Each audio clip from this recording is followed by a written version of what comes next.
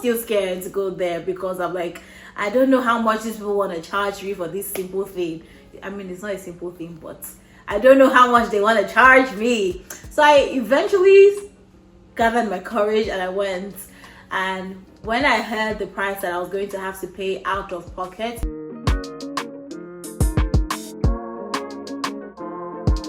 hi everyone, welcome to my channel. My name is Eniola, but you can call me the Global MC. On this channel, I talk about the international student experience, and on this video, I'm going to be talking about just the importance of dental insurance because I've had to use it recently, and so I just want to, share some of my experience and share some of the tips that I have based on what my experience was using my dental insurance.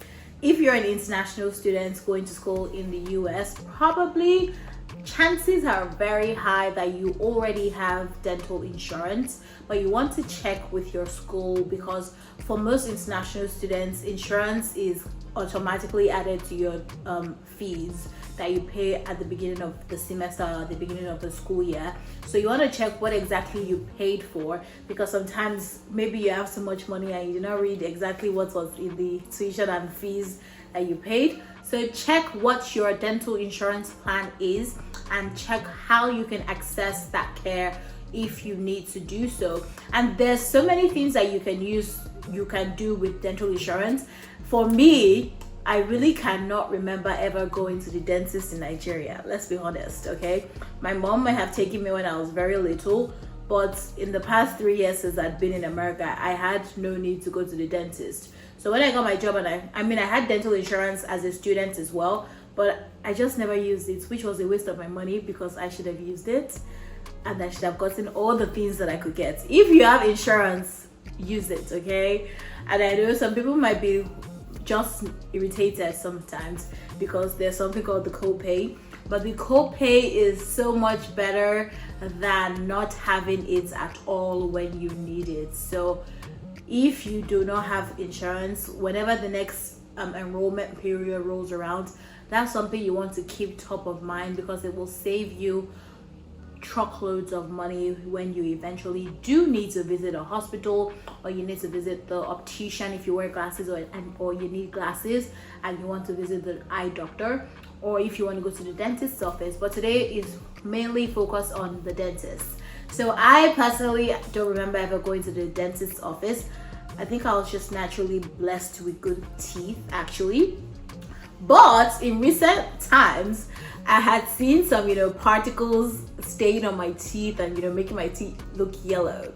And so I wanted to get that addressed. And that's why I even thought about going to the dentist, because obviously the teeth's perfect, I don't know if you think it's perfect or not. Anyway, I went to the dentist and I had an exam, just the regular exam. And they were like, oh yeah, when last were you at the dentist? And I was like, I don't know when last I was at the dentist because, I'm Nigerian. It's not because I'm Nigerian. I just don't know when last I've been to the dentist. Anyway, they checked and I asked her when she was checking for, just the amount of dirt or just the amount of plaque that was on my teeth. And she was like, oh yeah, it doesn't look like it hasn't been cleaned in decades. And I was like, yeah, I got good teeth. I got good oral hygiene. So that's also something you want to keep a handle on outside of the dentist's office, your oral hygiene. So that's brushing, that's flossing, that's using a mouthwash that will prevent plaque from forming on your teeth and all the bacteria from staying there forever. And there's also something called gum disease, which I found out about at my dentist appointment. And I had a mild case of gingivitis. So they gave me this mouthwash to be using to help not allow it to resurface or to reoccur in the future. So I've been using that, but I want to talk about the cost because that's what matters. That's one of the reasons why people don't go to the hospital or to the dentist, because of this huge cost and they do not want to incur. And so because I have dental insurance, I was still scared to go there because I'm like, I don't know how much these people want to charge me for this simple thing. I mean, it's not a simple thing, but I don't know how much they want to charge me. So I eventually gathered my courage and I went. And when I heard the price that I was going to have to pay out of pocket, besides insurance, I was not too mad.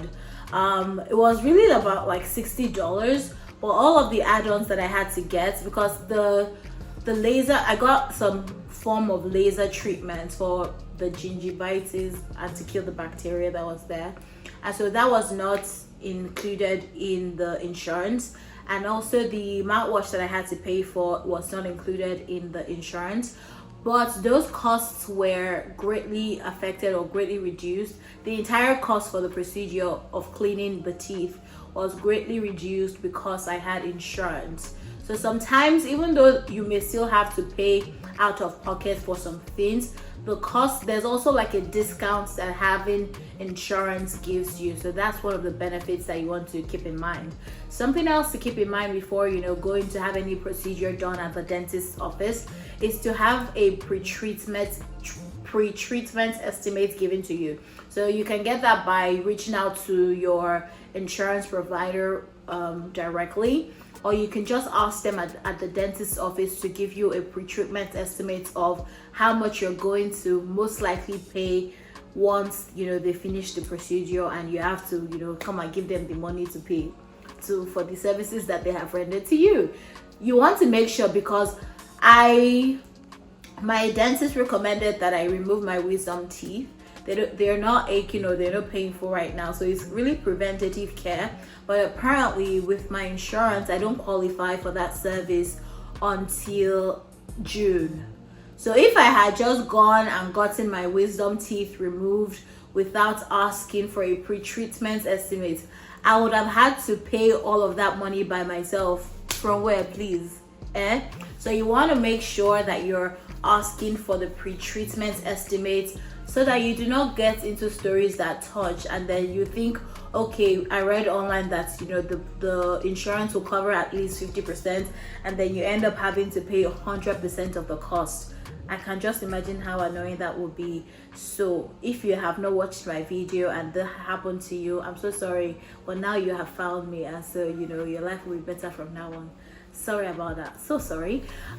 Yes, let me know what your dentist experiences have been in America. If you've been to the dentist, if you've been scared to go to the dentist, or if you've had a really great experience, let us know what that experience was, what procedure you got done, and just generally how your teeth have been in America so far. Something else you might want to also keep in mind when it comes to your teeth is just that care, that preventative recurring care. And I think it's recommended that you get a cleaning for your teeth every 6 months. So I have my next appointment for my cleaning in 6 months, and maybe I'll get some whitening done, because you can never have teeth that are too bright. So we can do that. So those are all my tips for navigating dental insurance in the US. If there's something that I missed, or if you've had an experience and you learned something valuable from that experience, please feel free to share it in the comment section, and let me know what you guys want to hear about next, and I'll see you in the next video. Bye.